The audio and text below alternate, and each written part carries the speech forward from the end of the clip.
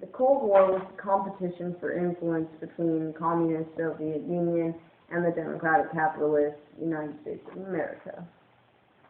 Here you can see the Western democracies. Obviously, it was free representative government, and Soviet communism was a dictatorship, and communism was the only party allowed.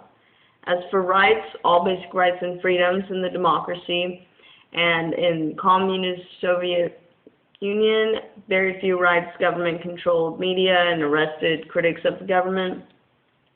The economic system, people and corporations own land, businesses, small businesses, competition over in the democracies, and cooperation in Soviet communism, because pretty much everything private became public and government controlled production.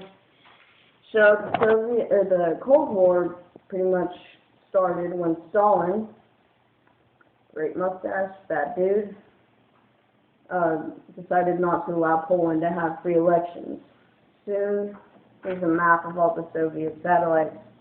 And soon, Albania, Bulgaria, Czechoslovakia, Hungary, Poland, Romania, and East Germany became Soviet satellites.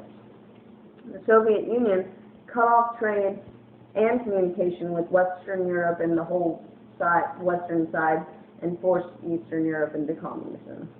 Harry Truman, our president at the time, issued the Truman Doctrine, and the Marshall Plan to try to control communism. Didn't really work that well, obviously. The U.S. and their Western allies enacted the massive Berlin airlift and formed NATO to try to protect Western countries from communism.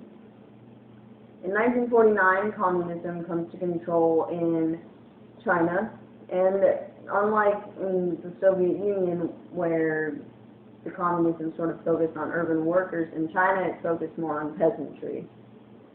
China's government controlled the schools, the media, art, and the decrease in family authority as for more government authority was a part of the destruction of the former culture in China. In 1966, many schools were shut down, and a lot of students were recruited to be Red Guards, which, as you can see, is just massive uniformed children. Not children, but teenagers like us. Yay! 1 million writers, scientists, doctors, and professors who were evil capitalists died at that time. The Korean War was from 1950 to 1953 and was communist North Korea invading South Korea.